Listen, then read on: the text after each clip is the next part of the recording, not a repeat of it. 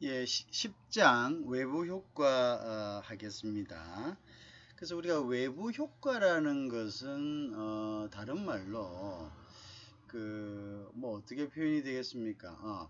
바깥 영어로는 이제 externality라 그러죠. 그래서 바깥에서 어떤 상방간의 행위가 제3자에게 영향을 미치는 것을 우리가 외부 효과다 이렇게 이야기합니다.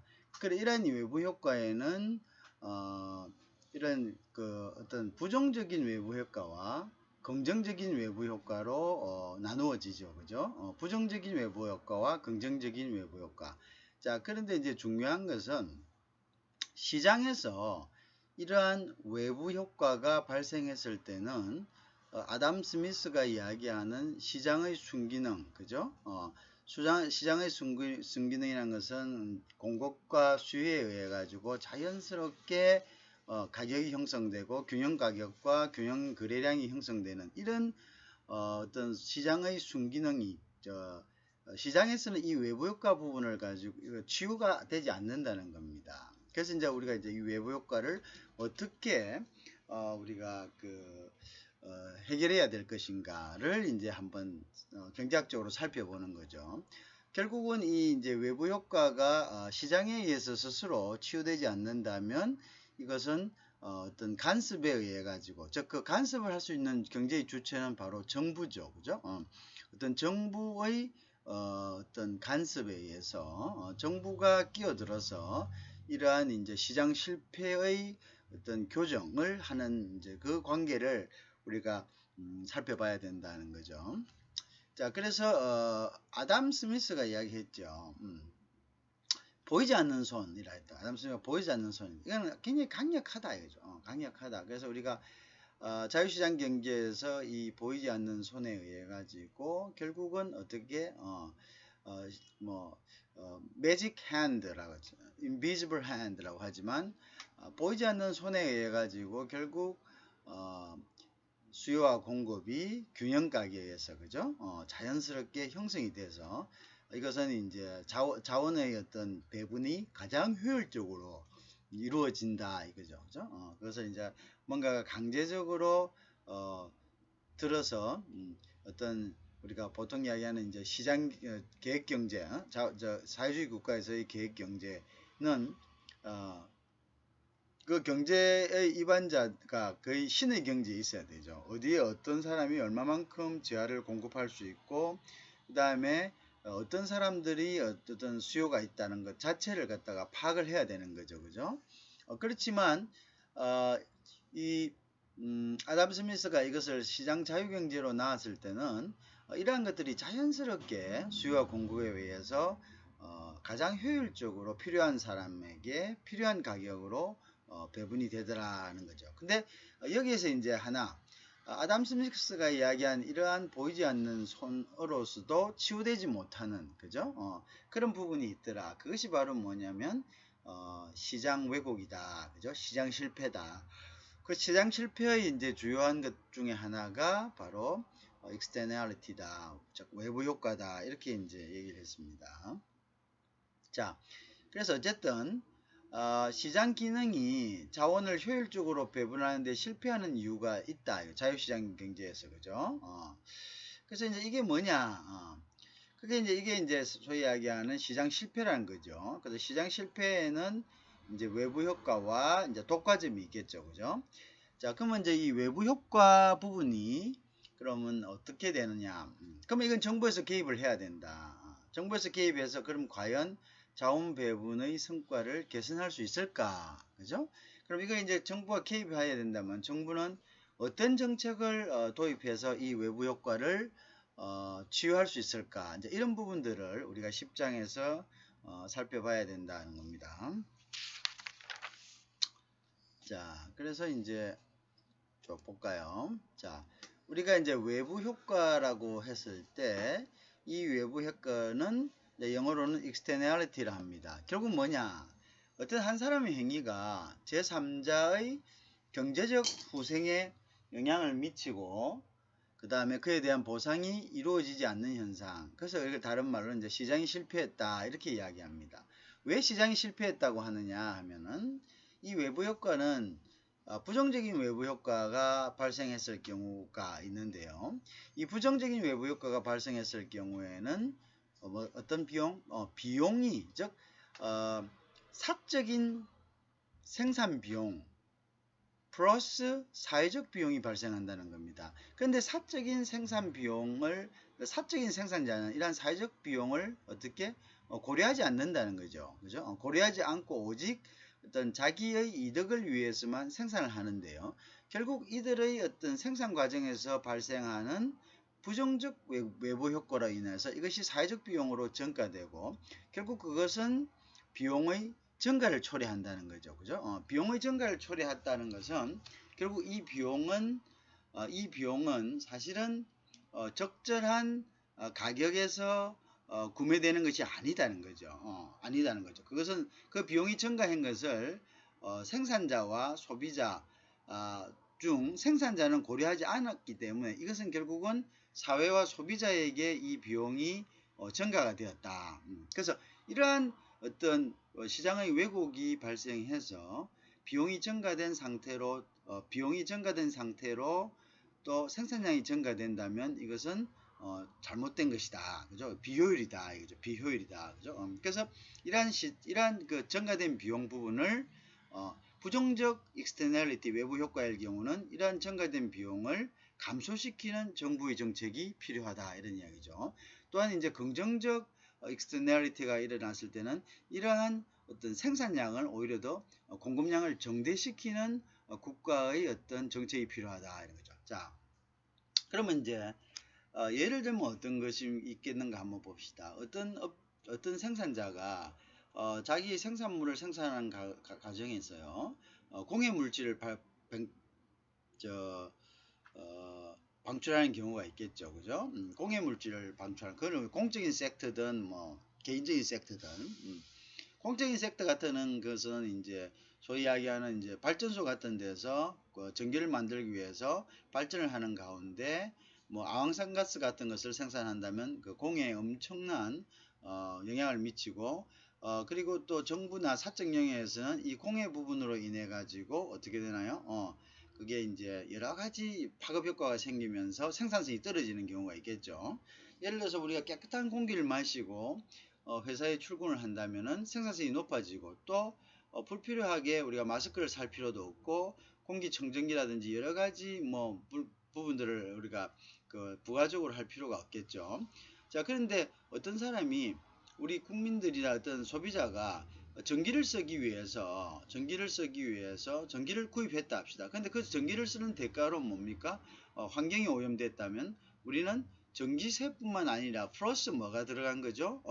그 환경 부분에 의한 그 부정적 효과 때문에 지불대한 비용들이 있었죠. 뭡니까? 마스크를 사야 되는 거, 그다음에 공기청정기를 사야 되는 것. 이것들이 사실은 뭡니까? 전기를 구입하는 비용에 포함되어 있어야 되는 거죠. 그죠? 포함되어 있어야 되는데 그러나 생산자는 이러한 사회적 비용을 자기의 생산 비용에 부과하지 않고 오직 자기가 어떤 그 지화를 생산한 비용만을 가지고 했다는 거죠. 그죠? 그 수요와 공급이 이루어졌다는 거죠. 자, 결국 때문에 이러한 것들의 어떤 그 사회적 그 외부 효과, 즉 부정적 외부 효과를 갖다가 줄여야 된다는 거죠. 그러니까 그러면 이런 생산량이 계속적으로 증가된다면 뭡니까? 거기에 따른 뭡니까? 추가적인 사회적 비용도 계속적으로 발생되게 되겠죠. 그래서 이제 이런 부분들은 국가가 개입해서 어떻게 해야 된다고 그것을 상쇄시키는 이제 그러한 이제 그 정책들이 필요하다는 거죠. 자, 그러면 이제 어떻게 하겠느냐 하는 거죠. 그럼 이럴 경우에는 이제 어떻게 국가가 여러 가지 정책이 필요할 수 있겠습니다. 자, 그래서 이제 대표적인 이러한 정책들은 네거티브 externality를 갖다가 correction하는 바로잡는 이러한 정책들 중에 이제 그러니까 세금이 있습니다. 세금.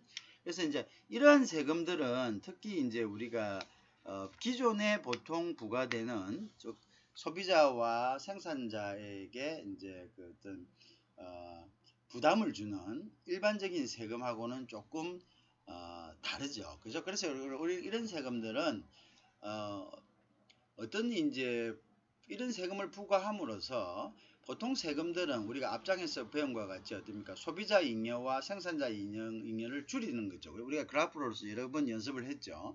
소비자 잉여와 생산자 잉여를 줄이는 역할을 하고 결국 이것은 이제 정부의 이득으로 가긴 하지만 정부가 얻는 이득보다는 소비자나 생산자가 세금으로 인해서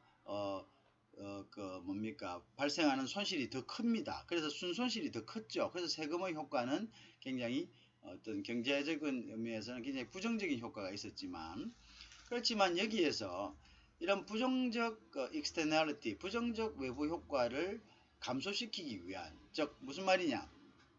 자, 예를 들어서 전기를 생산하는 사람이 킬로와트당 100원에 전기를 생산했다고 합시다. 자, 그런데 이 사람은 이제 자기 사회적 비용은 생산하지 않죠. 사회적 비용이라는 것은 전기를 생산하기 위해서 발생되는 어떤 오염 때문에 소비자들이 이거와는 관계없이 다른 이제 그거를 갖다가 국가는 이제 공기를 정화하는데 또 소비자들은 이러한 환경 오염 때문에 자기들이 어떻게 해야 되죠? 뭐 다른 부가적인 어떤 자기 건강을 보호하는 그런 부분들을 투자를 해야 되죠. 자, 뭐 그것이 예를 들어서 이제 뭐 한 50원이 됐다고 하십니다. 그럼 실질적인 그 생산 비용은 100원이 아니라 150원인 거죠. 자, 그러면은 이 50원은 부가적으로 사회적 비용이 발생한 건데 이 사회적 비용을 계속 둔다면 어떻게 되겠습니까? 그리고 이 생산량이 계속적으로 사회적 비용을 갖다가 무시한 채 이게 어떻게 됩니까? 계속 놔둔다면은 결국은 그 사회적 비용을 부담하는 국가나 소비자가 손해를 보게 되겠죠. 그럼 이것은 비효율이 발생한다. 우리는 이렇게 이야기합니다. 비효율이 발생한다. 그래서 이러한 부분들을 우리가 이제 줄이기 위해서는 세금을 부과하는 거죠. 자, 50원의 세금을 부과한다 합시다. 물론 사회적 이러한 오염원으로 인해 가지고 소비자들이 부담해야 될 사회적 비용이 얼마인지는 정확하게 알 수는 없지만 어쨌든 억제 효과를 이제 하기 위해서는 국가는 어떤 교정세, 즉 이러한 것들을 낮추기 위한 사회적 비용을 부과하는 거죠. 즉 그것을 공급자에게 부과하는 거죠. 그러면 이제 공급자는 졸지에 100원에 생산하던 것을 50원의 세금이 더 부과되니까 150원으로 이제 그 생산 비용이 증가한 거죠. 자, 그래서 50원을 부과할 때 국가는 이렇게 이야기합니다.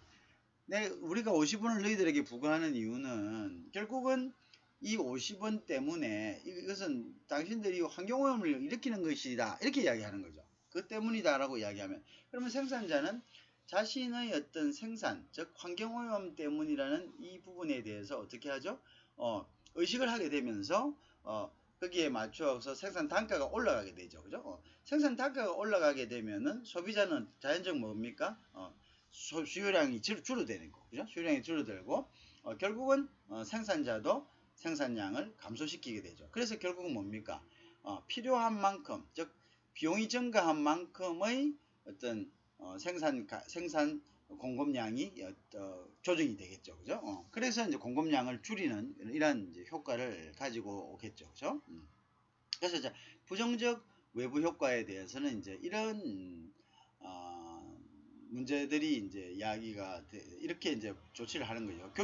교정세금을 통해서 corrective tax라고 합니다. 그래서 corrective는 교정한다는 뜻이죠. 그런데 이제 중요한 거는 이러한 교정세금은 앞장에서 우리가 배웠던 일반적인 세금이 어떤 소비자 잉여나 공급자 잉여를 갖다가 줄여서 순손실을 발생하는 것과 달리 결국은 이렇게 생산량을 줄이게 함으로써 어떤 효과가 있나요? 어떤 효과가 있죠? 생산량을 줄이게 함으로써 결국은 소비자들이 불필요하게 환경오염으로부터 자기를 보호하기 위해서 돈을 쓰는 것을 방지할 수 있죠. 그죠? 그럼 그것은 뭐가 됩니까? 소비자의 잉여가 되는 거죠. 자, 그러면 우리가 여기서 하나 이제 알 수 있는 게 있습니다. 결국은 다른 세금 정책하고 조세 정책하고 달리 즉 교정세 같은 경우에 corrective tax 같은 경우에는 순손실을 발생하는 것이 아니라 국가의 수입이 됨과 동시에 즉 국가의 어떤 잉여가 발생함과 동시에 이것으로 인해서 즉 부정적 외부 효과를 방지함으로 인해서 소비자들이 뭐 편익이 오히려 발생된다. 그래서 교정세 같은 경우는 결국 어떻다고요? 결국은 어떤 다른 세금하고 달리 순손실이 아니라 편익 즉 잉여를 발생시키는 그러한 이제 세금입니다. 성질이 다르다. 그래서 우리가 이제 보통 근로자에게 부과되는 이제 근로세, 그죠? 그 다음에 기업에게 불러드는 법인세. 이거는 아까 이야기해서 전부 다 어떤 부정적인 효과를 가져올 수 있다고 이야기를 했습니다. 대부분의 경우. 자, 이런 것보다는 차라리 우리가 이제 휘발유세도 일종의 크락티브 텍스에 해당됩니다. 휘발유세 같은 경우는 이제 예를 들어서 세금을 부과함으로써 휘발유 소비량을 줄이죠. 그래서 이제 휘발유 소비량이 줄어들면서 탄소 배출량을 줄이게 되는 거고요. 여러 가지 이제 환경 오염물들을 이제 줄이게 되는 거죠. 이런 것들이 이런 세제들 또한 또 탄소세 같은 거 있죠. 탄소세는 이제 자동차뿐만 아니라 기업 즉 원유를 생산하는 기업들에게 이제 이런 세금을 부과함으로써 기업이 어떤 그 탄소 배출을 갖다가 줄이게 하는 뒤에 나옵니다만은 그런 이제 효과를 가지게 하는 것이 또 탄소세가 되겠습니다.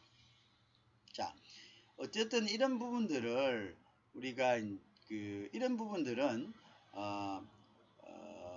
단지 정부의 이익, 즉 소비자나 생산자가 가질 이득을 정부가 뺏어오는 이런 이제 부정적인 효과만을 내는 것이 아니라 정부와 또한 이러한 그 부정적인 효과를 즉 externality, negative externality를 줄임으로써 소비자들에게도 뭐가 옵니까? 혜택을 주기 위해서 결국은 총잉여를 갖다가 증가시키는 그러한 이제 세금이다. 그래서 우리가 아까 이야기하는 근로세나 법인세나 이런 것에 대한 그 어떤 경제적인 조세 정책보다는 이러한 교정세를 통한 세원을 확보함과 동시에 편익을 발생시킬 수 있는 이러한 방향으로 이제 가는 것이 굉장히 바람직하죠. 근데 문제는 무엇이냐? 교정세는 결국은 어떻게 합니까? 결국은 우리가 이 세금으로 인해 가지고 최종적으로 해서 공급량은 줄고 수요는 줍니다. 그죠? 그렇지만 그 부담은 어떤 의미에서도 또 누가 집니까? 수요자가 지죠. 어떤 경우에요? 휘발유세 같은 경우는 직접적으로 수요자가 집니다. 그 다음에 또 다른 것도 마찬가지입니다. 어쨌든 공급, 즉 비용이 증가하죠. 비용이 증가한 만큼 소비자가 덜 산다는 거지. 결국은 그 물건을 사용한 사람은 소비자죠. 그러니까 소비자가 부담이 증가하는 건 사실입니다. 그죠? 자, 그런데 그 증가한 부담보다 그것이 방지됨으로써 얻는 편익이 더 크기 때문에 우리는 총 잉여가 증가한다고 이렇게 이야기합니다. 근데 이러한 그 교정세들이 직접적인 어떤 조세 정책, 그죠? 우리에게 직접적으로 공급자나 수요자의 어떤 그 이득을 바로 뺏어가는 이러한 그 직접적인 조세 제도와 보다는 굉장히 바람직하지만 이것이 각광받지 못하는 이유는 정치적으로 소비자가 어쨌든 간에 자신들이 부담해야 될 그런 비용들이 늘어난다는 거죠. 그죠? 그러니까 이거를 갖다가 좋아하지 않는다는 거죠. 좋아하지 않는다는 거죠.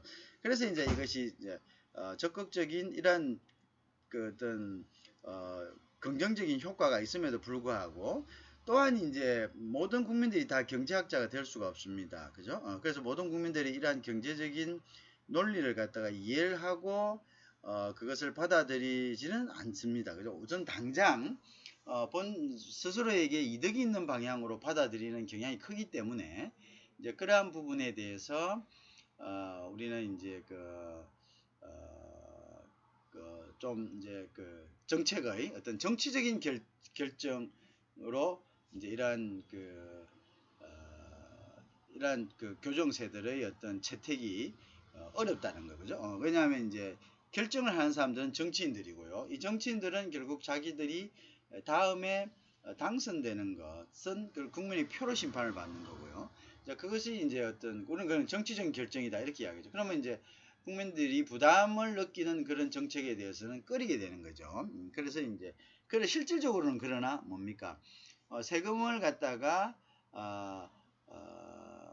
거둬들임으로써 생산자나 소비자인 국민이나 모두가 더 큰 피해를 보고 있지만 이제 우리는 그것을 이제 논리적으로 이해시킬 수 없는 거죠. 이제 그런 이제 한계가 있다는 거죠. 자, 어쨌든 그렇다. 그 다음에 이제 자, 그래서 이제 우리가 부정적인 externality, 그죠? negative externality는 결국은 교정세를 통해서 그것을 갖다가 조정한다 이거죠. 그 다음에 이제 긍정적인 이제 affirmative, 그죠? positive 한 externality가 있습니다. 그거는 뭐냐? 우리가 어떤 사람의 행위가 제3자에게 즉 어떤 긍정적인 효과를 주는 거죠. 자, 이런 경우가 이제 어떤 경우입니까? 긍정적인 효과를 주는 것이 이제 이런 거죠. 이제 예를 들어서 양봉업자가 있다 합시다. 양봉업자. 이 사람은 저걸 해요. 벌을 키우는 사람을 양봉업자로 하죠. beekeeper랍니다. 영어로 쓰면 beekeeper. beekeeper인데 이 사람은 자기 그냥 벌만 키워요. 근데 옆에 가수원이 있다고 합시다. 왜? 이제 벌을 키우는 데는 보통 옆에 이제 숲이나 이런 꽃들이 있어야 되잖아요. 근데 가수원이 있답니다. 그런데 이 벌들이 그거를 물어가지고 자기들 이제 꿀을 이제 물어오기 위해서 묵 날라다니다가 과수원에 가서 이 꽃 저 꽃이 자 여러분들 나무가 있습니다. 나무 한 그루가 있으면은 열매가 열릴까요? 열리지 않을까요?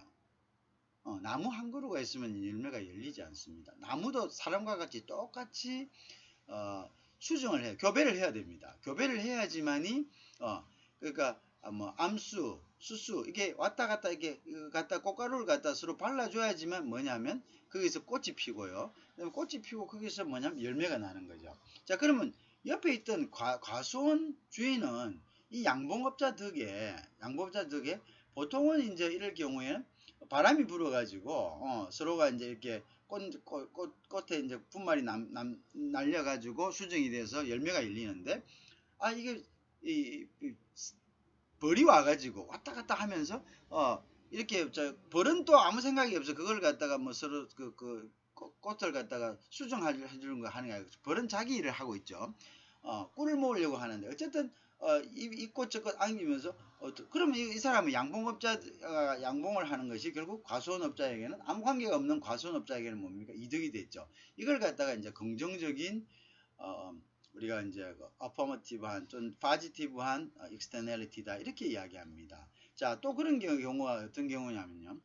어떤 사람이 이제 어떤 기업이 굉장히 이제 좋은 어떤 발명을 했다고 합시다.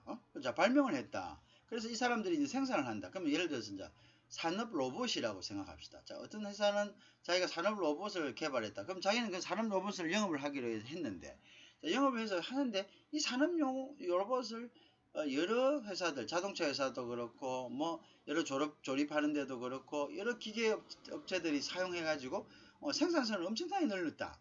그러면은 결국 뭡니까? 제3자가 이득을 본 거죠. 그러면 이러한 이제 그 산업 로봇이나 첨단 기술을 갖다가 개발하는 이러한 기업들에게 정부는 그것이 어떻게 해야 됩니다. 그런 업체들은 아까와는 외부 효과에서는 공급을 줄여야 되죠. 왜? 부정적인 면들이 자꾸 더 증가하기 때문에 그러한 생산량을 줄여야 되지만 자, 이러한 즉 파지티브한 긍정적인 효과를 내는 외부 효과는 뭡니까? 생산량을 더 인크리스 시켜야 되잖아요. 그죠? 생산량을 더 늘려야 되잖아요. 그래서 생산량을 더 늘리게 하려면 어떻게 해야 이들에게는 바로 subsidious, 즉 보조금을 갖다가 지불하는 정책을 써야 되겠죠. 그래서 그 부정적 외부 효과에 대해서는 교정세를 갖다가 적용을 해서 생산량을 줄이고, 그다음에 긍정적인 외부 효과에 대해서는 보조금을 지급해서 생산량을 늘리는 이러한 정책을 써주는 것이 정부가 어쨌든 시장의 어떤 실패를 갖다가 교정하는 이런 방법이 된다. 이렇게 이제 볼 수가 있겠죠. 그래서 우리가 부정적 외부 효과와 긍정적 외부 효과가 있다. 자, 그 문제는 뭐냐? 둘 다 자, 공급량이 줄여야 됨에도 공급량이 실제로 이러한 그 어떤 외부 효과의 부정적인 외부 효과의 비용이 생산자에게 반영되지 않음으로써 공급량이 더 늘어나 있는 거고요. 그 다음에 이제 긍정적 외부 효과는 공급량이 더 늘어야 함에도 불구하고 그것을 깨닫지 못하고 그것에 대한 어떤 효과를 느끼지 못해서 공급량이 줄어 있는 경우죠. 이럴 경우는 공급량을 더 느리게 해줘야 되죠. 그죠? 그래서 이러한 각각의 어떤 효과에 대한 정부의 정책은 부정적 외부 효과를 갈 경우에는 세금을 부과하는 거죠. 그 다음에 긍정적 외부 효과의 경우는 더 촉진시키기 위해서 뭡니까? subsidious. 결국은 보조금을 지불하는 이제 이런 정책을 쓰는 것이 일반적인 이제 부분들이다. 이제 요까지 이제 일단 이해를 이제 됐죠. 그 다음에 뒤로 넘어갑니다. 자, 그 다음에 이제 뒤로 한번 다시 가볼까요? 자, 우리가 예방접종 같은 거 봅시다. 예를 들어서 이제 이것도 마찬가지죠. 자, 홍역. 자, 어떤 사람들이 예방접종을 리젝션을 한다. 그러면 이거는 부정적인 외부 효과입니까? 긍정적인 외부 효과입니까? 자, 내가 예방접종, 감기 예방접종, 홍역 번집니다. 감기도 번집니다.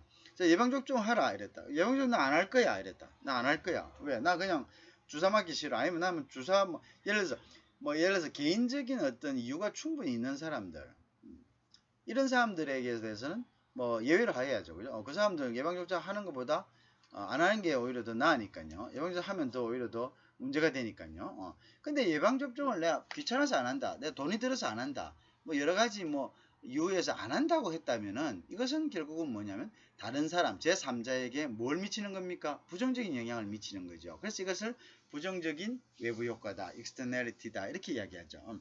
그래서 이건 부정적인 외부 효과다 라고 이제 했을 때 여기에 대한 답변은 모두가 동의하는 겁니다. 그죠? 부정적인 외부 효과다. 그죠? 그래서 이건 이렇게 하는 것은 결국 뭡니까? 부정적 외부 효과는 그 양을 줄여야 되겠죠. 무슨 양을 줄입니까? 더 하게 해야죠. 거부하는 것들을 이러한 거부하는 것들을 줄여야 되겠죠. 그죠? 그것은 이제 당연한 것이다. 자, 그 다음에 이제 외부 효과와 시장의 비효율성. 비효율성이라는 것은 뭐냐? 우리가 가장 균형점에서 뭔가가 이루어질 수 있죠. 균형점에서, 그죠? 균형점에서 이루어질 수 있다. 근데 이제 균형점이 아닌 부분에서 이루어지는 것을 우리는 뭘 한다고? 비효율성이다. 이렇게 이야기해요. 비효율성이다. 균형점이 아닌 부분에서 이루어지는 것을 우리가 비효율성이다. 자, 무슨 말이냐 하면은 공급량이 줄여야 됨에 불구하고도 공급량이 늘어 있는 경우, 이것도 비효율성이죠. 왜? 이 공급량 는 부분에 대해서 뭐가 발생합니까? 사회적 비용이 계속 발생하기 때문에 이 공급량 때문에 피해를 받는 것에 의해서 그것을 피해를 갖다가 줄이기 위한 비용이 발생되는 거죠. 그 다음에 공급량이 더 늘어야 되는데 불구하고 공급량이 그것을 따르지 못하고 있을 때는 이것도 뭡니까? 생산 자원이 생산하면 충분히 거기에 대한 더 많은 편익이 발생함에도 불구하고 그 편익을 더 만들지 못하는 것도 뭐라고 합니다? 이것도 또 하나의 비효율이다. 이렇게 보면 되겠죠. 자, 그래서 이것도 모두 비효율이다. 자, 그죠? 그래서 이제 수요 곡선은 소비자의 가치다. 그죠? 그러니까 수요 곡선에서는 소비자의 가치라는 것은 소비자가 그 재화에 대해서 가지는 가치다. 자, 수요 곡선이 제일 위에 있다. 그러면 뭡니까? 그러면 내가 여기에 따라서 내가 요만큼을 예를 들어서 수요 곡선이 잠깐만 요거 좀 내가 연필을 내야 되겠네. 잠깐만. 그래서 이 비효율성이라는 것은요. 비효율성이라는 것은 결국은 우리가 이제 소비자가 지불하고자 하는 가격, 그거를 갖다가 이제 수요 곡선, 소비자의 가치, 공급 곡선은 이제 지난번에 얘기했잖아요. 이렇게 이제 된다면은 이게 이제 결국은 이제 어떻습니까? 자, 이렇게 되겠죠, 그죠? 그러면 요것은 요 수량에 대해서 소비자가 지급하려고 하는 요거는 가치입니다, 그죠? 요거는 가격이 되겠죠, 가격이 되겠고요, 그죠? 가격. 자, 그 다음에 이제 여기 이제, 아이고, 미안합니다. 가격. 요거는 이제 공급량이 되겠죠, 공급량. 공급이 되겠죠, 그죠? 공급이 되겠다. 자, 그럼 요거는 뭐냐? 요거는 비용이죠. 비용. 그리고 이제 소위 이야기해서 요거는 이제 요 가치. 요거는 이제 소비자가 지급을 하는 가치. 요 수량에 대해서. 그죠? 요 수량에 대해서. 요 수량에 대해서는 요 수량이 많으면은 아무래도 가격이 낮아지겠죠. 그러면 공급하는 수량이 많으면 그죠? 그다음에 뭐 어떻게? 가치가 많으면은 뭡니까? 가격이 높으면은 어떻게? 아무래도 여기에 대해서 수량이 적어지겠죠. 즉 수량이 적은 데에 대해서는 가치가 더 높아진다는 거고 수량이 많은 데에 대해서는 가치가 더 떨어진다는 이야기겠죠. 이게 가치니까요. 자 어쨌든 간에 그래서 이제 공급곡선은 요건 생산자의 비용을 이야기하는 거고 그죠? 그다음에 이제 그러면 이제 균형 가격이란 것은 결국은 뭐냐면요. 우리가 요게 균형 가격이죠. 요거는 서로가 이제 극대화. 여기서 이 사람이 가지고 있는 가치와 이 사람의 공급량이 가장 최적점에 요 공급량에 대해서는 내가 요 가치로 사겠다는 거죠. 요 가치로. 그럼 수요자의 곡선은 하여튼 요 가치까지 요 가치까지는 요 수량에 대해서 요 가치까지는 지불할 의사를 이야기를 하는 겁니다. 그죠? 그거는 이제 우리가 미리 이야기를 했었죠. 그죠? 자, 그래서 이제 그런 부분을 우리가 얘기했던 거고요. 그죠?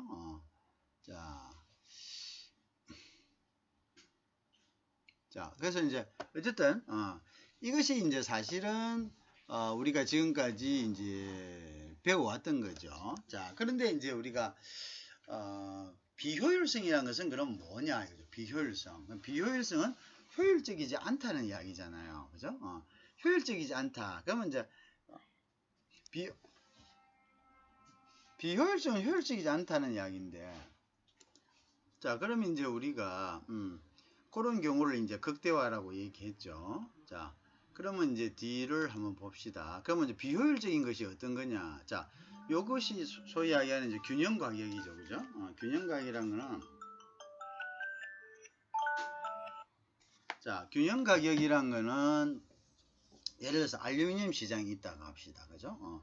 알루미늄 시장에서 이제 우리가 자, 그래서 이제 알루미늄은 이제 그 제조 과정에서 오염물질이 많이 나오는 이제 예를 들면 이제 오염물질이 많이 배출하는 이제 그러한 제품이라고 알려져 있습니다. 알루미늄은 그죠? 그래서 알루미늄 시장에서 어쨌든 간에 우리가 그걸 한다고 생각합시다. 이제 뭐 어쨌든 공급자는 사회적 비용을 생각하지 않습니다. 알루미늄이 오염물질을 발생해 가지고 이제 나타나는 이제 이러한 이제 부분에 대해서 공급자는 생각하지 않겠죠, 그죠? 그거 생각하지 않아요. 그래서 어쨌든 자기가 그거 하기 위해서 뭡니까? 생산하기 위해서 필요한 부분들, 생산하기 위해서 필요한 그냥 비용만을 이제 그 다음에 이제 여기에 따라서 이제 수요자는 가치를 부여해 가지고 이 수량에 대해서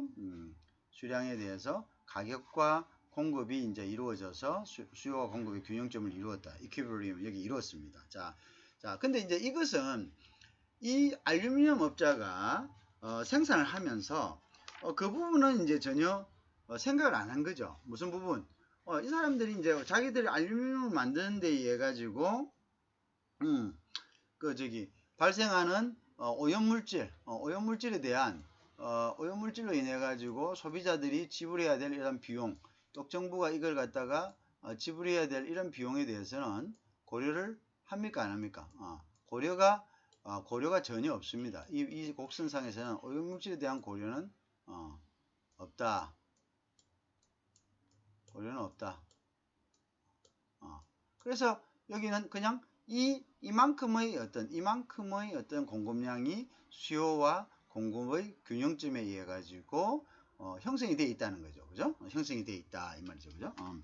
자, 이제 그런데 이제 뭐 이렇게 쭉 갔다. 근데 이제 알루미늄에 갖고 이제 어떻습니까? 환경이 오염됐잖아요. 환경이 오염됐을 때는 이제 우리가 어떤 부분들을 이제 그걸 해야 되냐 이거죠. 그죠? 자, 그래서 봅시다. 이제 이렇게 되고 자, 그 다음에 이제 이것도 지우고 자, 넘어가 볼까?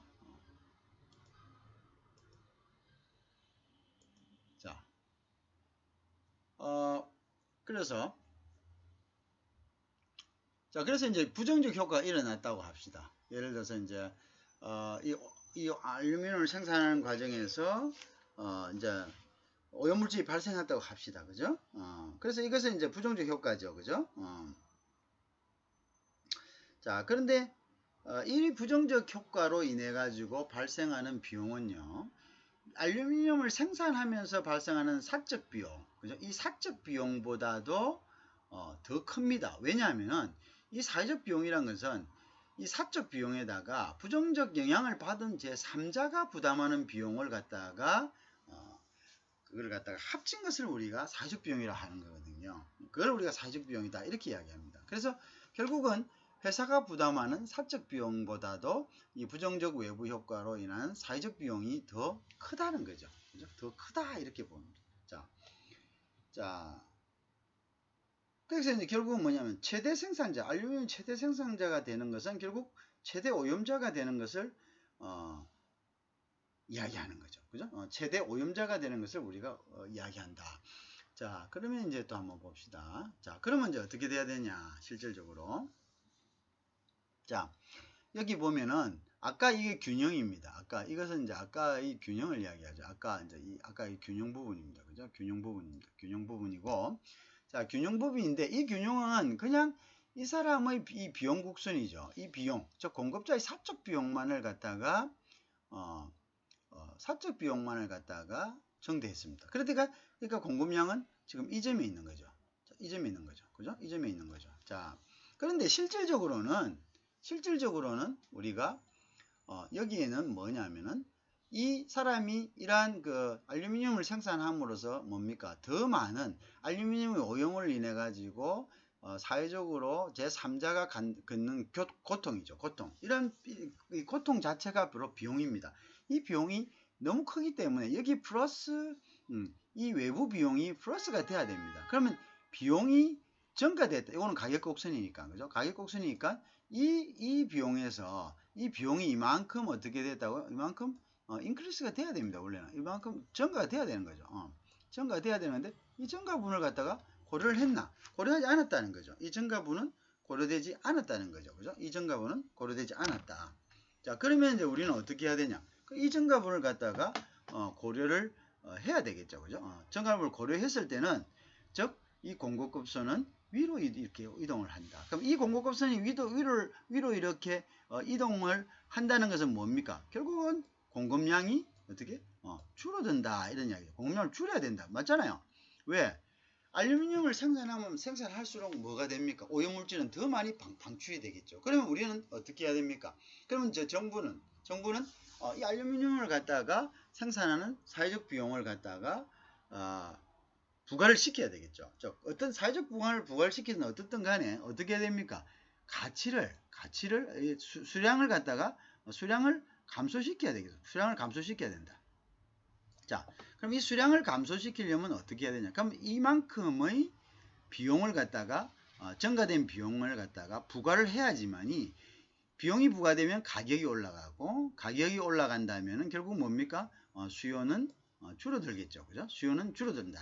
수요가 줄어들어야지 비용이 공급량이 줄어들겠죠. 그죠? 결국 요거는 이 공급량은 수요량과 공급량이 일치하는 거니까 같은 거니까 요걸 갖다가 우리가 요 선을 이렇게 해서 이렇게 옮겨야 되는 거죠. 그죠? 옮겨야 된다. 자, 요거 이해하셨죠? 옮겨야 된다. 자, 그래서 이제 이 외부 비용이라는 것은 이 알루미늄의 생산을 하는 데 따른 어떤 생산 비용 플러스 이 알루미늄 생산에 의한 오염으로 인한 사회적 비용, 외부 비용, 즉 이 오염으로 인한 고통들, 뭐 이런 것들, 그걸 갖다가 이제 우리가 비용이라고 하는 거죠. 비용이다 이렇게 하죠. 자, 이걸 갖다가 이제 증가시켜야 되죠. 자, 그러면 이제 국가는 어떻게 하겠느냐? 이 균형 가격을 지금 사회적 비용이 부과되지 않는, 즉 부과되어야 함에도 부과되지 않고 있는 이 점에서 이것이 부과되었을 때의 최적점으로 이 곡선을 이동시켜야 됩니다. 그죠? 이동시킬 수 있는 방법은 뭐냐면 바로 아까 이야기한 교정세, 세금을 부과하는 거죠. 세금을, 그죠? 야, 너 알루미늄 이렇게 했을 때는, 여기에 대해서, 세금을 부과하겠다. 이렇게 한 거죠. 그죠? 교정세. corrective tax라고 하죠. 교정세. 세금을 부과한다. 자, 교정세를 부과한다. 세금을 부과하면은 결국은 뭡니까? 알루미늄 업자는 생산 원가가 높아지니까, 그죠? 알루미늄 생산을 갖다가 어떻게? 줄이겠죠. 왜 알루미늄 생산을 줄입니까? 왜 알루미늄 생산을 줄입니까? 당연히 줄이겠죠. 줄이는 것은 뭐냐? 줄여지겠죠. 왜 줄여지겠냐? 그만큼 가격이 비싸니까 소비는 줄어들겠죠. 그죠? 그래서 이제 이 부분을 갖다가, 자, 그러면 부과할 때 뭐라고 부과합니까? 너희들 때문에, 알루미늄 때문에, 좀, 오염이 너무 심하다. 너무 심하기 때문에, 그래서 세금을 부과하겠다. 이렇게 이야기하는 거죠. 세금을 부과하겠다. 이렇게 이야기하니까, 결국은 뭡니까? 세금이 이제 줄어드는, 이제, 수요가 줄어드는, 이제, 이런, 이제, 그래서 이제 요거는 이제, 이런 식으로, 교정세를 부과함으로써, 어떻게? 외부 효과, 즉, 네거티브한 외부 효과를 갖다가, 방지하는, 그죠? 방지한다는 건 줄인다는 거죠. 줄인다. 왜? 공급량을 줄이게 함으로써. 알겠죠? 공급량을 줄이게 함으로써, 줄이는 효과를 가지고 있다. 이렇게 볼 수가 있겠죠. 자, 그 다음에 이제 보면, 자, 그래서 이제 부정적 외부 효과는, 사회적 비용 곡선이 공급 곡선보다 위쪽에 위치해 있죠. 그죠? 위쪽에. 비용 곡선이 공급 곡선 아까 봤죠? 그 다음에 이제 자, 아까 봤잖아요. 사회적 비용 곡선이 더 위에 있습니다. 그러니까 사회적 비용 곡선이 더 많이 즉 사적 비용보다 더 많이 든다는 이야기죠. 여기 오죠. 사회적 비용 곡선이 공급 곡선보다 더 위에 있잖아요. 실질적으로. 그죠? 왜냐하면 추가돼야 되는데 추가가 안 된 거죠. 원래는 여기 와야 되는 거죠. 여기 와야 최적이 되는 거죠. 그죠? 그러니까 여기에 사회적 비용 곡선이 공급 곡선보다 더 위에 있는 거죠. 그죠? 당연히 위에 있겠죠. 그죠? 왜? 이 부분 지금 비용이 추가가 안 됐잖아요. 자기가 생산하는 것만 이 사람은 했지 다른 건 고려를 안 하잖아요. 이 고려하는 부분은 그럼 누가 고려하느냐? 정부가 여기에다가 비용을 갖다가 더해주는 거죠. 야, 이건 너 비용 더 내야 돼. 이걸 세금으로 내. 이렇게 이제 이야기하는 거죠. 자, 이해하셨겠죠? 자, 그래 됐다. 자, 그 다음에, 그럼 최적 생산량은, 시장 균형 생산량보다 적어져죠? 아까 당연히 적어졌죠? 최적 생산량은 뭡니까? 여기서 이렇게 오니까, 요거는 뭡니까? 요거는 양이잖아요. 양이 여기, 그래프가 이러가니까 최적, 여기가, 요 만나는 점이 이쪽으로 되는 거죠. 그러니까 요거 생산량이 여기서 이만큼 줄어든 게 되겠죠. 그죠? 최적 생산량이. 원래 최적 생산량은 이렇게 된다면 줄어야 되는데 지금 어떻게 되어 있습니까? 사실은 더 늘어났다. 이 부분이 뭐라고? 이 부분이 자, 요렇게 줄여야 돼. 이렇게 줄여야 돼. 이렇게 줄여야 되는 게 맞아. 줄여야 되는데 이게 지금 어떻게 돼 있노? 이게 지금 이만큼 늘어나 있잖아요. 늘었다. 요것이 뭐야? 요게 요 차이가 뭡니까? 요 차이가 바로 우리가 뭐라고 한다고? 비효율이다. 이거 이렇게 늘어나면서 우리가 쓸데없이 이 환경오염을 해서 돈이 더 들어간다. 비효율. 여기 이거 차이에 의해 가지고 이만큼 외부 비용이 더 들어가니까 이게 뭐냐? 이게 결국은 효율적이지 않다 이거죠. 그러면 원래는 뭐야? 여기 가 있어요. 여기서 양이 요 정도 가 있어야지. 왜 지금 이까지 양이 지금 증가가 돼 있느냐? 양이 증가돼 있다면 요 양이 뭐 여기가 뭐 5개라면 여기가 10개라고 이야기하고 지금 늘어나 있다 이런 거 있죠? 늘어나 있다 이렇게 되는 거죠. 비효율이다. 자, 그래서 그것이 이제 우리가 비효율이 되겠죠. 외부 효과는 비효율이 되겠죠. 자, 그 다음에 이제 또 볼까요? 자, 그래서 이제 이럴 때는 이제 정부가 세금을 부과하고, 그래서 요걸 갖다가 우리는 이제 외부 효과의 내부하다. 그럼 외부 효과의 내부하다는 것은 뭐냐? 외부 효과를 줄이는 효과를. 그러니까 정부가 시장 실패를 바로잡았다. 뭐 공급량을 줄이게 함으로써 뭘 부과함으로써 세금을 부과하면서 이때 이 세금을 우리가 뭐냐면 교정세다. corrective tax다. 교정세다. collective.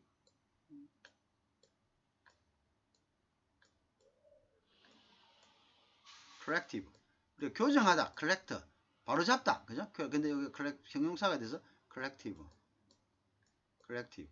저 교정하는 뭐를 뭐를 시장 효과를 시장 실패를 교정하는 외부 효과를 교정하는 세금이다. 이거는 일반 조세하고는 조금 틀립니다. 그죠? 여기서 우리가 교정세다 이렇게 교정세다 바로 잡는 세다 이렇게 해서 우리가 이거를 그다음 요걸 갖다가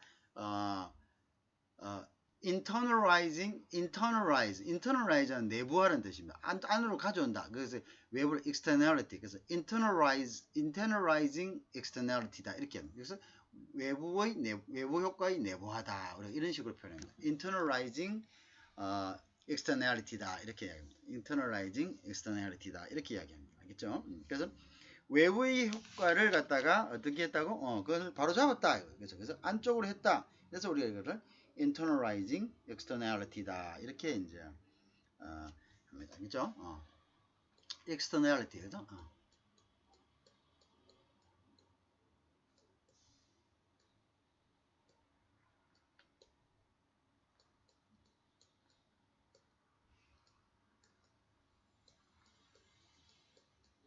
외부 효과.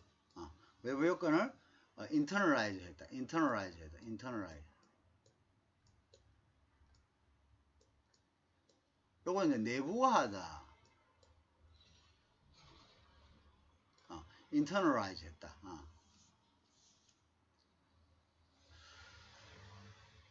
자, 이제 그렇게 이제 할 수가 있습니다. 자, 그래서 우리가 이제 외부 효과를 내부화했다. 그죠? 그래서 우리가 그걸 internalizing externality다. 이렇게 합니다.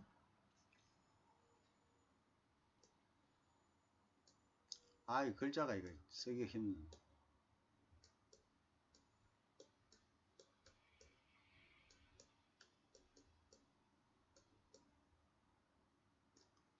internalizing externality다. 이렇게 이야기합니다. 그래서 외부 효과를 갖다가 내부화했다. 자, 요것도 여러분들 잘 이제 했을. 자, 그래서 이제 여기서 이제 우리가 이제 이렇게 또 할 수 있죠. 자, 그래프 보면서 자, 다음 그래프를 보고 internalizing externality가 의미하는 바를 써보세요. 이렇게 이야기하겠죠. 그죠? 그러면 이제 우리가 이제 그래프를 보고 이제 요걸 이제 설명을 하면서 방금 이제 선생님이 설명한 것처럼 이렇게 하고 자, corrective tax가 뭐라는 거죠? 이런 것도 이제 여러분들이 설명을 해야 되겠죠. 그죠? 자, 그 다음에 이제 다시 다음 넘어갑니다.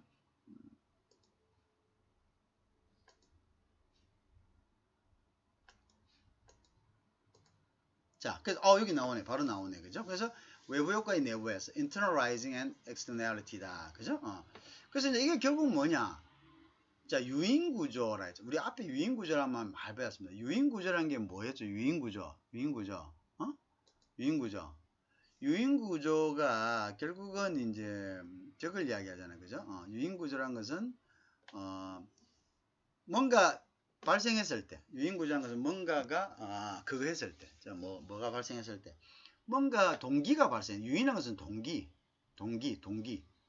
어떤 뭔가를 우리가 사람이 행동하게 하는 하나의 동기를 바꾸다. 그러면 가격이 이것도 유인구조는 뭡니까? 내가 익스터널리티 한 것은 뭐 세금이 오르고 가격이 오르니까 사람들이 뭡니까? 수요가 감소하는 게 이게 바로 유인구조입니다. 이게 하나의 유인구조죠. 그죠? 그죠? 그래서 이제 인센티브라고요. 유인구조. 그죠? 그거 이제 동기가 이제 올라가니까 결국 줄어들죠. 그래서 외부효과 결정을 그러면 결국은 뭡니까? 생산자는 이거 비용이 오르니까 생산량을 줄이겠죠. 그죠? 생산량을 줄인다. 비용이 오르면 생산량을 줄입니다. 그죠? 왜냐? 비용이 오르면 당연히 자기 프라핏은 판매량과 비용의 차이니까. 그죠? 그럼 판매량은 무진장 올릴 수 없죠. 왜? 사람들 안 사니까요. 그래서 비용이 올라갔다는 것은 결국 공급량을 갖다가 줄이는 효과를 가져왔다. 그죠? 그래서 우리가 이제 그렇게 보면 되죠. 자, 그러면 이제 요런 이제 동기를 부여한 거죠. 자, 세금이 부과됐다. 그럼 생산자 외부 비용을 직접 부담해야 돼. 여기 외부 비용이죠. 외부 비용이 뭐로 지금 부담이 됐습니까? 텍스로 부담되어 있잖아요. 텍스로. 그 텍스로, corrective 텍스로 비용이 부담됐다. 그죠? 비용을 부담을 갖다가 텍스로 해줘. 국가가. 그죠? 그러면 생산량 결정 시 외부 그죠? 고용하죠. 자, 그 다음에 시장 가격이 세금을 반영함으로 소비에도 영향을 해서 결국은 뭡니까? 소비량이 decrease가 된다. decrease. 그죠? decrease. 소비량이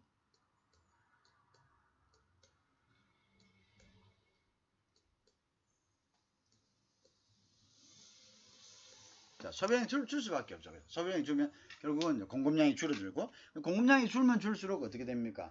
공급량이 생산량이 늘어나면 늘어날수록 뭐가? 외부 효과가 더 크게 발생하니까. 그러니까 이제 소비량이 줄었다. 소비량이 줄게 만드는 것이 우리가 뭐라고 다른 말 뭐?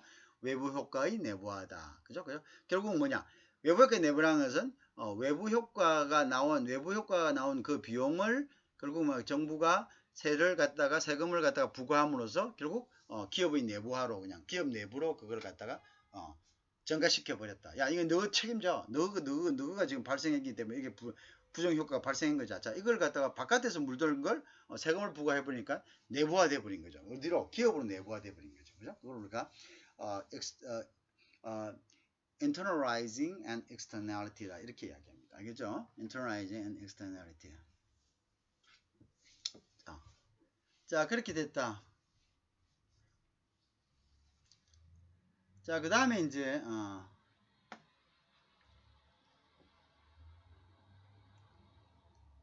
자, 소비에도 영향이 됐다. 그죠? 자, 그 다음 봅시다.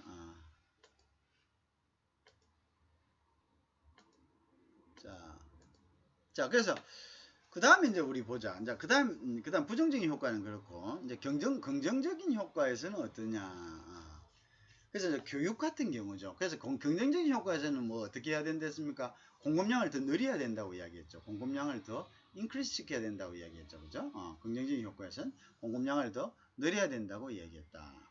그래서 긍정적인 효과는 교육이란 게 있습니다. 교육. 자, 그래서 교육에서 비롯되는 편익은 대부분 개인에게 돌아가죠. 자, 근데 이제 교육을 그 개인에게 돌아가는 것은 요거는 사회적인 externality가 아니죠. 그냥 자기 개인이 그죠? 그러니까 이제 교육에서 받은 직접적인 편익은 자기 개인, 자기가 이제 더 많은 교육을 받으면서 자기가 더 많은 인컴을 가지고 오고, 그죠? 여러 가지 뭐 또 뭐 여러 가지 그 좋은 점이 있겠죠. 더 많은 좋은 대우를 받고 뭐 사회적 그런 지위도 가지고 뭐 이렇게 했죠. 자, 그런데 여기에 대한 이제 외부 효과는 있다. 외부 효과가 뭐냐? 자, 보다 나은, 자, 근데 이제 이것이 그 개인의 어떤 사적 이익보다도, 사적 가치보다도 개인의 어떤 사적인 가치는 바로 이런 거죠. 개인에게 돌아가는 거, 바로 돌아가는 거죠. 자, 이것보다도 사회적 가치는 뭐냐?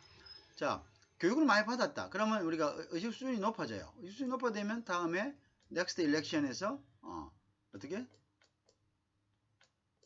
더 나은 사람들을 선출하게 되겠죠. 그래서 better person을 선출합니다. better person. 그죠? 그래서 이제 더 나은 사람들을 갖다가 선출을 하겠죠.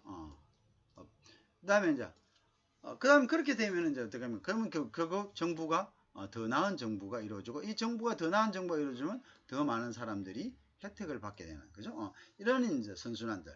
그 다음에 이제 범죄율도 낮아지고 그 다음에 임금이 증가하겠죠. 생산성과 임금이 증가한다면 뭐냐? 이 사람들이 결국 어떻게 됩니까? 이 사람들이 이제 좋은 이제 보다 많은 교육을 하면 이 사람들이 좋은 테크놀로지를 가져오겠죠. 좋은 테크놀로지. 그러니까 좋은 기술을 발견하겠죠. 좋은 기술을 발견하게 되면 어떻게 됩니까? 이게 결국 산업 전체적으로 파급이 되겠죠. 그럼 파급이 되면 어떻게 돼? 그러면 이제 생산성이 높아지고, 프로덕티빌리티가 높아지고, 그죠? 그러면 뭐고? 거기에 있는 생산성이 높아지면 기업이 더 많은 프로핏을 내게 돼요. 그죠? 기업이 더 많은 프로핏을 내게 돼요. 그죠? 프로핏을 내게 되고. 기업이 더 많은 프로핏을 내게 되면 결국 어떻게 되죠? 그러면 임금이 더 많이, 셀러리가 더 인크리스가 되죠. 셀러리가 더 인크리스가 되죠. 웨이지나 셀러리가 더 인크리스가 되죠.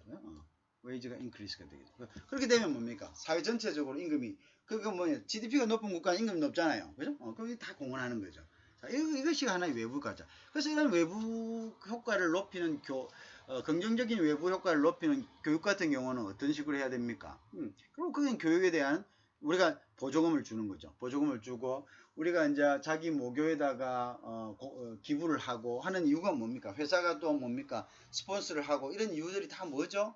이런 이유들이 전부 다 이러한 이제 사회적 가치의 어떤 교육의 긍정적인 효과로서 사회적 가치가 인크리스 되는 거죠. 그런 것들이 효과가 있기 때문에 그렇게 하는 거죠. 그죠? 그래서 이제 이런 이제 것들이 이제 되게 되겠죠. 그죠? 사회적 가치가 높아진다.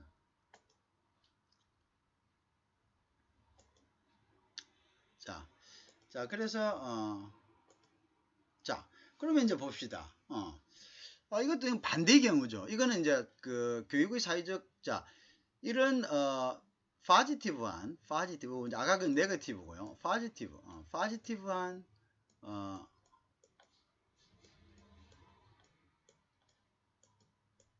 자, 파지티브한 어떤 externality, 그죠? externality.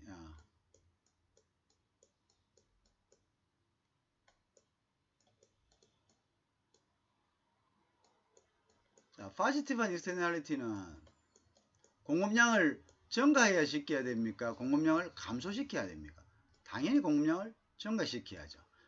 그죠? 증가시켜야 되죠. 증가시켜야 되는데 이것에 대한 왜곡이는 뭐냐면 그러한 이득 부분, 즉 사회적 이득, 즉 사회적 가치가 반영되지 않았기 때문에 공급량이 증가되지 않고 있다. 그럼 어떻게 해야 되나? 공급량을 증가시켜야지.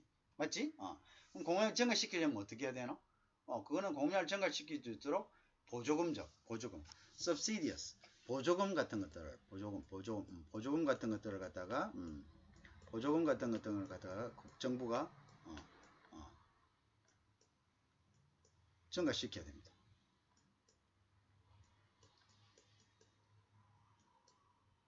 subsidious, 보조금을 갖다가 우리가 주는 거죠. 그럼 요 부분은 공급입니다. 그 공급을 갖다가 원래는 여기에 있는 거야 지금. 왜? 이러한 이득이 있음에도 불구하고 이 이득 부분이 반영이 되지 않았어요. 그럼 이 이득 부분은 반영시키려면 어떻게 해야 되냐면 우리가 공급량을 갖다가 늘려야죠. 교육의 공급량도 늘려야 돼. 교육의 공급량을 늘린다. 또는 생산의 공급량을 늘린다. 어떤 좋은 재화가 있으면 그 공급량을 늘리려면 뭐가 해야 됩니까? 이걸 늘릴 만큼의 뭡니까? 비용을 갖다가 뭘 해줘야 되나? 더 우리가 보조를 해줘야지. 그지? 보조를 해줘야지. 보조를 해주면서 이 공급량을 늘려야 되지. 그래서 이 부분에 대해서 이 외부 편익을 늘릴 수 있는 방법은 바로, 사적 비용보다 더 높은, 결국 뭡니까? 이걸 갖다가 이제, 결국 어떻게? 정부가 보조금을 지급함으로써 공급량을 더 늘리게 하는 거죠. 그죠? 그래서, 자, 그러면 이제 어떻게 해야 됩니까? 결국, 자, 그러면 이제 여기에 있던, 여기에 우리가 갖는 편익만큼 요걸 갖다가 누구에게 더 되돌려야 되죠? 교육기관이나 아니면 생산자에게 되돌려줘야 돼요. 요걸 갖다가, 요것도 마찬가지인가. 요것도 externality를 갖다가 internalizing 한 거랑 마찬가지다. 이것도 마찬가지다. 이것도 바로 외부의 편익을 내부화했다. 즉, 이만큼 했으니까 요만큼의 편익이 있으니까 내가 돈 줄 테니까 요만큼 증가시켜 달라. 아까 네거티브 한 거하고 거의 반대의 개념이죠. 그죠? 네거티브는 줄이기 위해서, 그죠? 세금을 부과한 거고, 이것은 늘리기 위해서 보조금을 지급한 거. 그런 이제 형상이 되겠죠. 무슨 말 이야기했죠? 그런 이제 그런 이제 얼터너티브 하다. 자, 그 다음에 이제 그 다음 봅시다.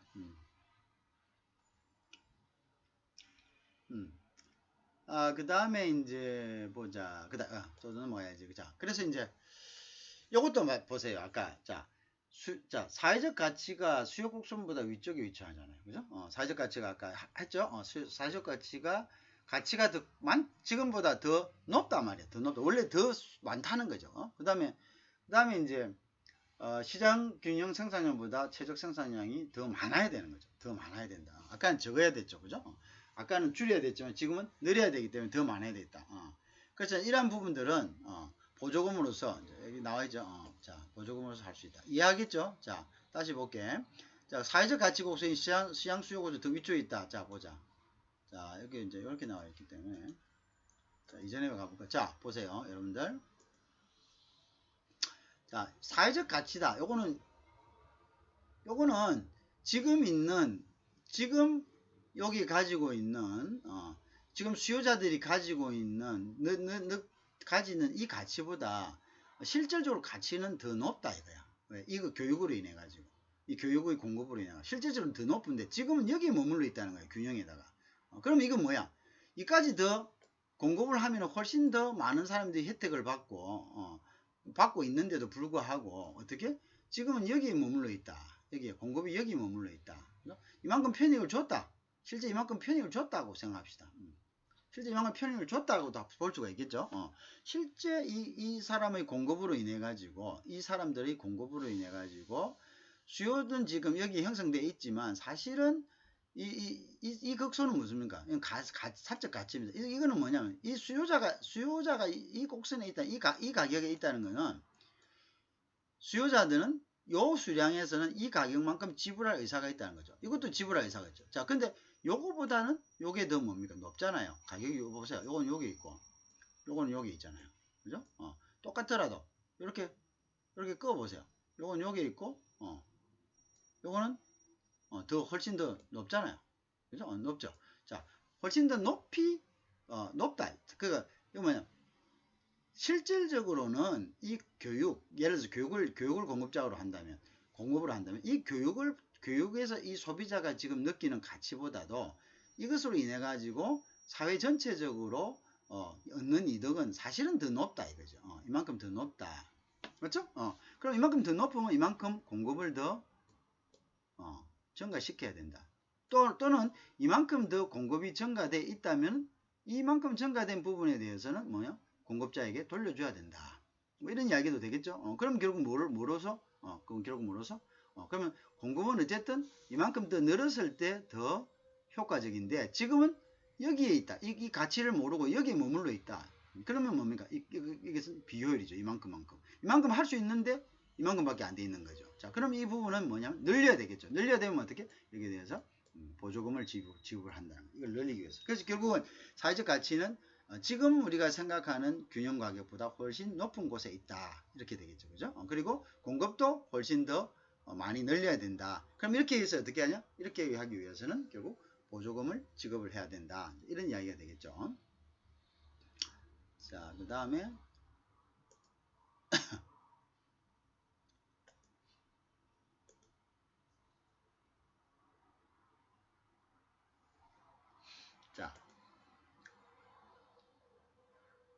자, 결국은 이제 효율성을 갖다가 그리고 효율적으로 할 수 있는데도 불구하고 머물러 있는 거, 이 자체가 뭡니까? 이 자체가 시장 실패다. 이 자체가 시장 실패다. 시장이 최적화되어 있지 않다. 이런 이야기죠.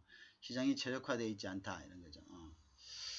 자, 그래서 이제 결국은 정리를 하자면요. 부정적인 외부 효과라는 것은 시장에서 결정되는 생산량이 사회적으로 바람직한 수준보다 많죠. 왜? 이게 많다는 이야기는 이게 사실은 비용이 더 많이 비용이 실질적으로 비용이요. 외부 비용까지 다 합쳤을 때 실질적으로 외부 비용까지 더 했을 때는 비용이 증가된 것이었다. 근데 이 사람들이 사적 비용, 자기들이 생산하는 데 필요한 비용만 고려하고 외부에서 치러야 될 비용, 즉 부정적 externality로 인해서 국가나 아니면 국민들이 치러야 될 비용에 대해서는 생각하지 않았다. 근데 이러한 비용을 집어넣는다면 비용은 증가될 것이고 이러한 비용이 증가된다면 결국은 어떻게 비용이 증가된 만큼 이득이 줄어드니까 공급업자는 공급량을 줄어들 것이다. 그죠? 그리고 소비도 줄어들 것이다. 이렇게 된 거죠. 왜 가격이 상승되니까요. 자, 그래서 그렇게 본다면은 적정한 생산량은 지금의 균형 가격이 아니라 최정량으로서 장만큼 줄어들어야 된다 이 말이죠. 그죠? 그럼 그걸 줄어들게 하는 방법은 뭐가 있냐? 줄이라 한다고 줄이면 아니죠. 그거를 갖다가 줄일 수 있을 만큼의 뭔가를 갖다가 조치를 해야 되는데 그 조치란 것은 우리가 결국은 이런 어떤 교정세로 그것을 갖다가 조치할 수 있다는 거죠. 그 교정세로 조치할 수 있다. 그래서 이제 교정세로 조치할 수 있는 부분들을 우리가 이제 corrective tax라고 이제 그 경우에 정부는 세금을 부과해서 그 세금을 갖다가 결국은 외부의 비용을 결국은 내부 즉 기업 내부에서 물게 하는 것 그죠? 그걸 갖다가 외부 비용의 내부하라 이렇게 이야기한다. 자, 그다음에 이제 긍정적인 외부 효과는 아까 두 번째 같은 경우는 자 그러면 이제 생산량이 사회적으로 바람직하다 시장에서 자 근데 바람직한 수준보다 적은 거죠. 그죠? 이걸 하고 이만큼까지 올릴 수 있는데 지금 뭡니까? 그 밑에 있다. 그러면 정부에서 이것은 보조금을 지급해서 이 생산량을 더 인크리스 시키도록 하다. 그래서 그 수준보다 적은데 머물러 있는 그 자체가 우리는 뭐라고 하죠? 그거는 비효율이다 이렇게 이야기하는 거죠. 우리가 비효율이다. 그래서 정부는 보조금을 지급을 해야 된다 이렇게 되는 거죠. 그죠? 그런 이제 논리가 되는 거죠. 자, 그 다음에 이제 예방접종 아까 이야기했죠. 뭐 홍역도 마찬가지지만 예방접종도 마찬가지죠. 그죠? 이런 것은 이제 의무화하면은 그러면 이제 사회적인 그 결국은 뭡니까? 그거는 이것은 사회적인 편익이 사회적인 비용보다 더 클 것이다. 그죠? 당연하죠. 그죠? 사회적인 편익이 이제 더 크겠죠. 그러니까 이건 이제 예방접종을 많이 하면 할수록 그죠? 결국은 편익이 더 크다. 비용보다는 편익이 더 크다. 자, 그러면 이제 이 외부 효과를 어떻게 이제 다루느냐 이거죠. 외부 효과를 다루는. 자, 지금까지 이제 우리가 아까는 교정적 조세와 보조금에 대해서 알아봤죠. 우리 했습니다. 그죠? 자, 그런데 외부 효과를 다루는 방법은 우리가 아까 이제 교정적 조세와 보조금을 한 거는 시장 원리에 기초한 정책입니다. 시장 원리에 기초한 정책입니다. 어쨌든 그것은 수요와 공급에 어떤 영향을 미치는 수요와 공급에 영향을 미치는 것을 어떤 비용을 갖다가 증가시키고 감소시킴으로써 우리가 그 부분을 조절해서 생산량을 그죠? 자, 근데 이제 이 외부효과에 대한 공공정책의 또 다른 방법은 뭐냐면 명령하고 통제가 있습니다. 직접 규제. 자, 뭐 예를 들어서 하지 마라 내지는 뭐 몇 톤까지만 허용을 하는 거죠. 몇 톤까지만 허용을 한다. 이렇게 이제 하는 거죠. 그러면 이제 이거를 보세요. 몇 톤까지만 허용을 한다. 이렇게 하죠. 그러면 뭐 500톤까지, 600톤까지, 뭐 400톤까지 이렇게 이제 우리가 할 수가 있겠죠. 그죠? 자, 그런데 예를 들어서 이제 그건 직접적인 거고, 자, 시장 원리에 스스로 문제를 해결하도록 하는 것, 자, 경제적인 인센티브죠. 예를 들어 조세를 세금을 물린다. 자, 그 다음에 이제 보조금을 준다. 그 다음에 또 뭐냐면 오염 배출권 거래 제도를 갖다 이용한다. 이거는 뭐냐면 시장 기초다. 자, 우리가 이런 게 있습니다. 예를 들어서 오염물을 배출을 한다고 합시다. 그러면은 또 이런 부분들이 있어. 예를 들어서 500톤까지, 100톤까지. 자, 어쨌든 간에 한계선을 준다. 한계선, 미니멈이든 맥스미든 한계선을 준다. 그러면 이제 우리는 어떤 옵션이 있습니까? 한계선을 주면요. 그러면 그 한계선을 다달하면 더 이상 할 이유가 없죠. 자, 100톤. 그러면 100톤은 그대로 있는 겁니다. 100톤. 미니멈 100톤. 완전히 줄여라. 이거는 할 수가 없잖아요. 그죠? 그러니까, 그럼 최소한도 뭡니까? 뭐, 그 미니멈까지는, 그 사람들이 그 미니멈 이하로 줄여봐야 이득이 없기 때문에, 미니멈까지는, 왜? 그걸 줄이는 데는 비용이 드는데, 이득이 없는 것에 대해서, 지금까지 하고 있던 걸, 지금, 800톤을 방출하고 있는데, 자, 너희들 300톤까지만 허용한다 했다 합시다. 그럼 300톤까지는 필요한 조치를 할 겁니다. 비용을 들여서. 근데 300톤부터 0톤까지를, 그 사람들이 그걸 비용을 들여서 투자해서, 그걸 전혀 없게 할 이유가 있습니까? 없죠. 왜? 그럼 비용이 드니까요. 그리고 그걸 갖다가 없게 한다 해서 인센티브가 있습니까? 없죠. 그러니까 어떤 명령 통제에 의해서는 더 효율적으로 그걸 줄일 수는 없다는 거죠. 근데 예를 들어서 조세를 부과한다 합시다. 예를 들어서 조세를 갖다가 300톤까지 몇 퍼센트, 그 다음에 200톤까지 몇 퍼센트, 100톤까지 몇 퍼센트, 그 다음에 완전히 안 나고 할 때는 면제해준다. 이렇게 합시다. 그러면은 이거는 0%를 달성할 수 있는 분명한 목적이 생기는 거죠. 왜? 인센티브가 있으니까요. 그래서 어떤 시장 경제 원리에 기초한 정책을 쓰는 것이 훨씬 명령 통제적 정책보다 직접 규제보다 훨씬 효율적이라는 거죠. 그죠? 무슨 말인지 알겠죠? 보조금을 주는 것도 마찬가지고요. 그 다음에 이제 우리가 이제 교정적 조세와 오염 배출권, 탄소 배출권이라든지 뭐 이런 게 있죠. 예를 들어서 아주 이런 것들은 아주 시장적인 원리에 기초를 했는데요. 그래서 오염 배출권 거래 제도와 교정적 조세 제도는요 거의 비슷한 효과를 내고 있습니다. 그것은 그 뒤에 가서 보는데요. 거의 비슷한 이제 효과를 내고 있다. 그거를 이제 한번 나중에 뒤에서 한번 봅니다. 자, 그래서 어쨌든 오염권 배출 제도라는 것은 뭐 이런 겁니다. 예를 들어서 조금 간략하게 이야기를 하면은 어떤 공장이 있다고 합시다. 그래서 뭐 여기서 종이 만드는 공장하고 철강 만드는 공장이 있다고 합시다. 그래서 탄소를 배출을 해야 돼요. 근데 이제 철강을 만드는 공장은 예를 들어서 뭐 한 400톤 정도를 배출을 하고요. 종이를 만드는 공장은 한 200톤 정도를 배출을 한다고 합시다.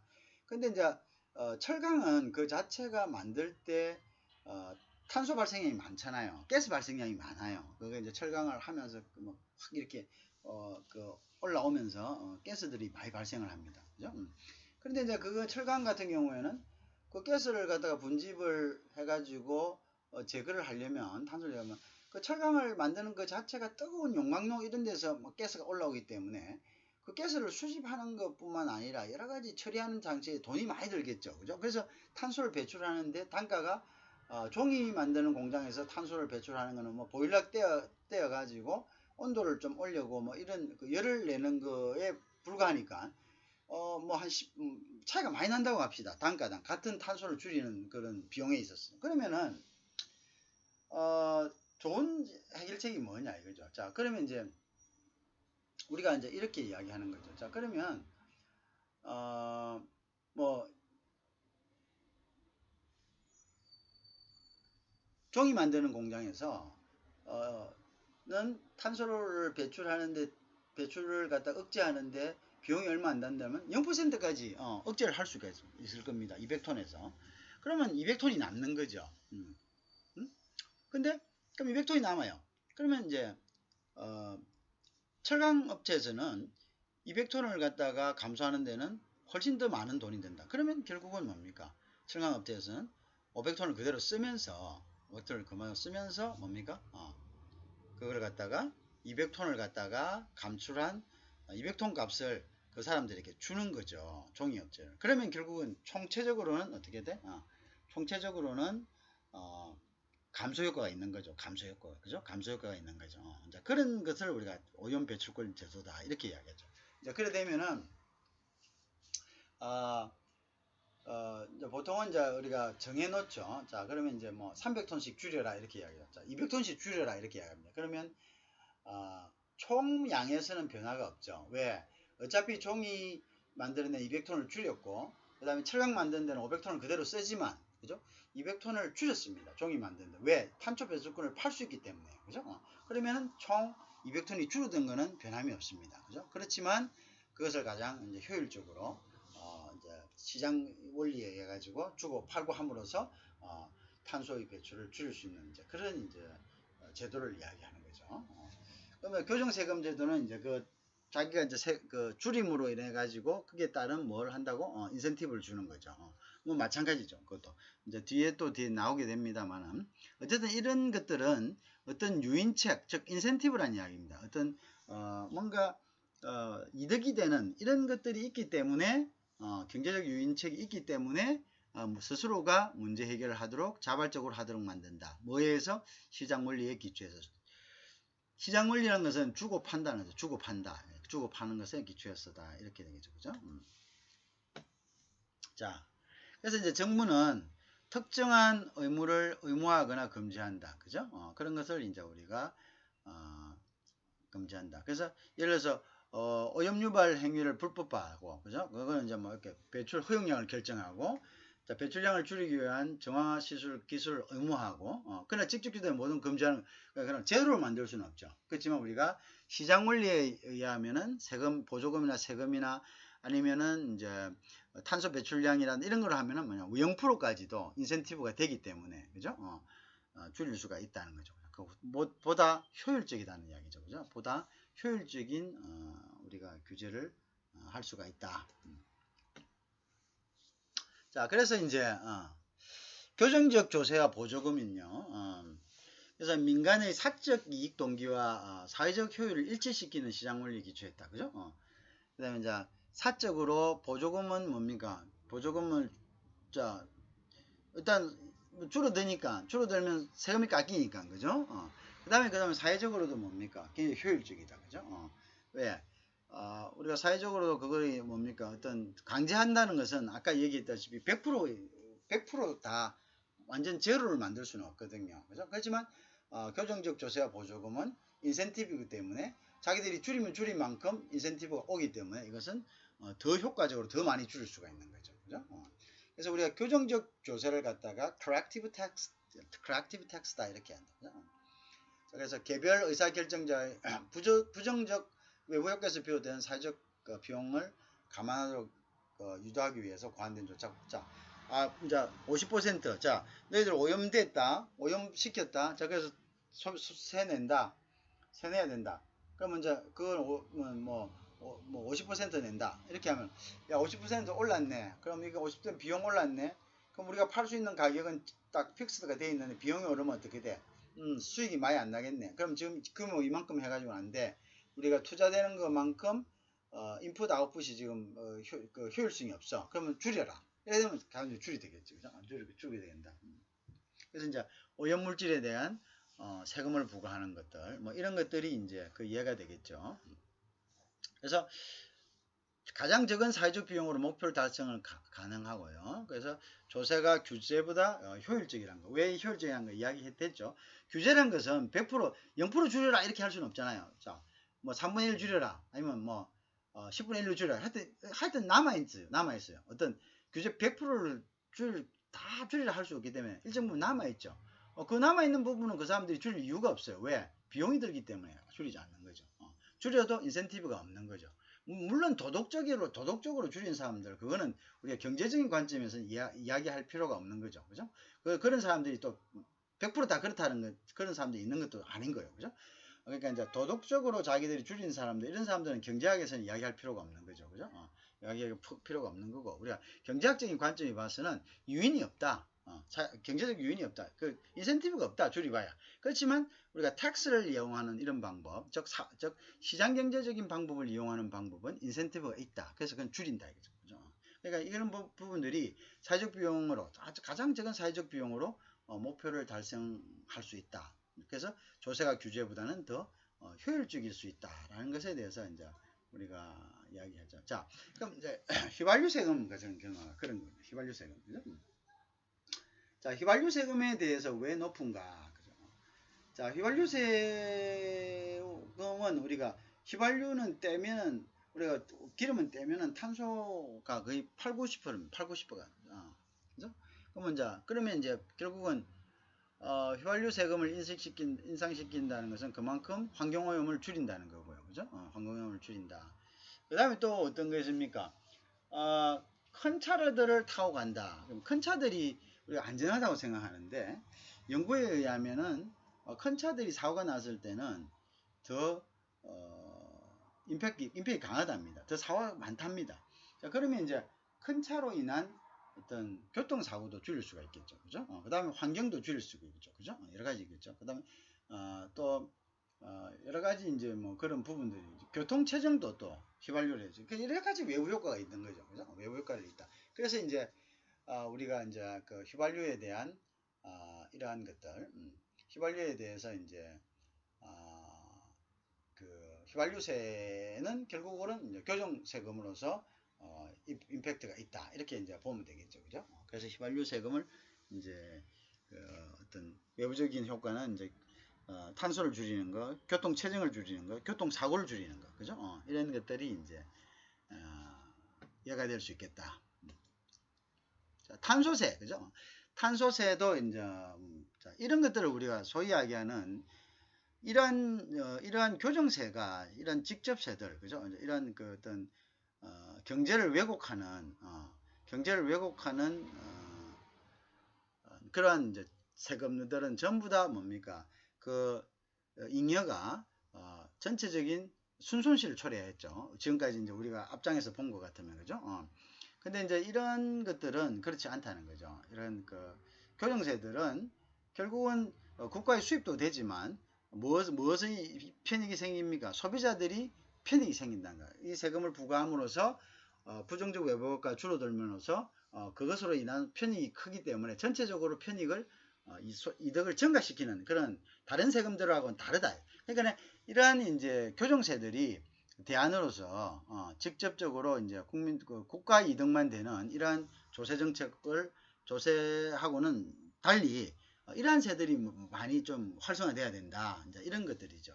그런 부분에 대해서 소비자들은 많은 동의를 소비자들이나 경제학자들은 전체적으로 동의를 하고 있다 이렇게 보면 되겠습니다. 자, 요 뒷장은 이제 뒤에서 좀 더 하도록 하겠습니다.